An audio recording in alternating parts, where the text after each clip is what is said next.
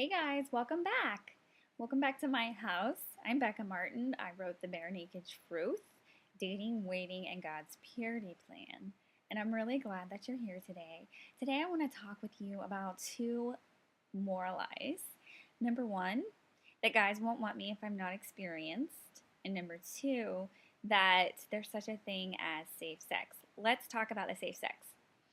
Okay, so we hear a lot. It's a term that we're super familiar with from school and it's been around forever.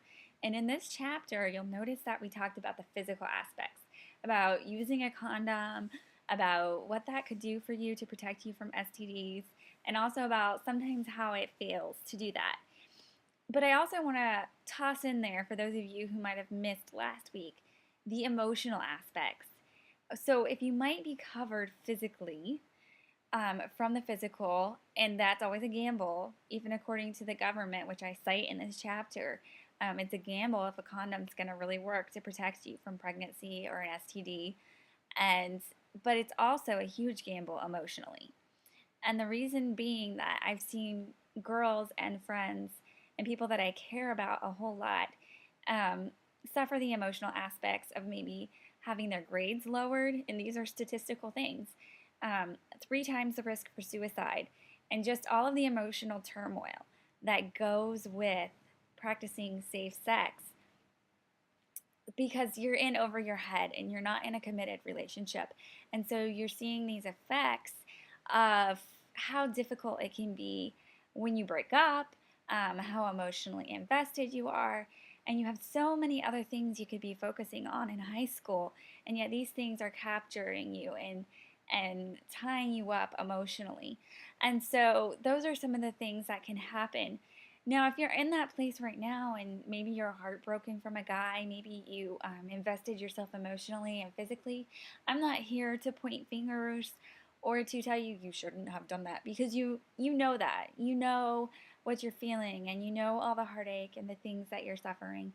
And so I just want to reach out to you today and just love on you and say, hey, that really sucks, and I am so sorry for what you've been through. And can I help you maybe walk through, and can your youth leader, if she's watching this with you, help you walk through that pain and just receive comfort and forgiveness for the things that you're feeling. And that's my heart for you.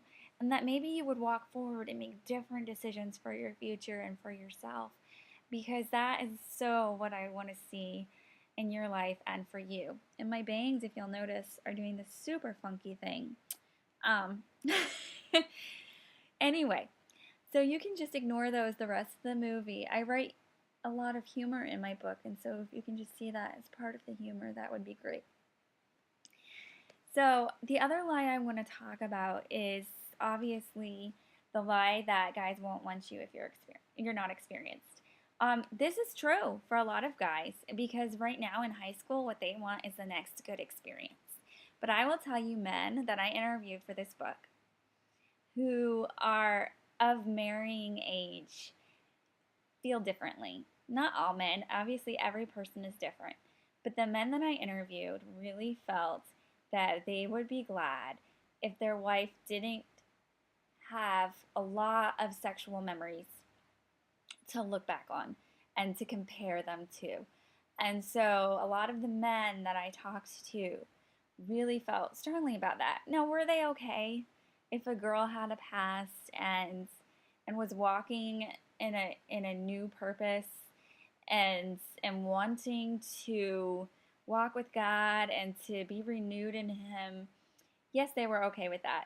But I will tell you, a lot of the guys I talked to were super insecure and didn't want to be compared to other men. And so that's definitely something to take into consideration. It's not the only factor. But I think if you'll look on the pages where I interview high school guys, I think you'll get a lot out of that, because there are amazing guys out there who are waiting or who would love to be waited for. And also, I want to point you to the Sisterhood magazine article that came out a while back. And what they did was they interviewed different football players and different guys in high school, and they were like, hey, so when you get married, what do you want? And one of the things that the guys listed was that they really would like to have a girl who didn't mess around a lot in high school. And so I just want to encourage you that maybe while you're not the hottest thing right now because you're not giving guys whatever they want, um, guys do consider it hot later. Even though that's not why you're doing this. You would be making this decision for yourself and for your future because of the things that you want in future relationships and because of the things that you want to work out for your life now.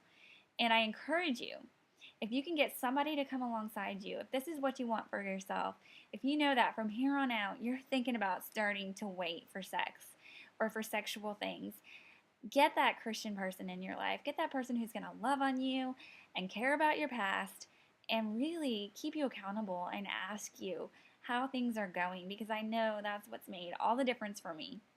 And I think it would make a big difference for you. So, we're going to talk more about what that person looks like that you can trust and talk to and how to find that person later on in the study. So, I hope you'll stick with me. And I hope y'all have a wonderful time talking about the discussion questions and all the things that your leader or you have access to. Y'all have a wonderful weekend, and I will talk to you soon.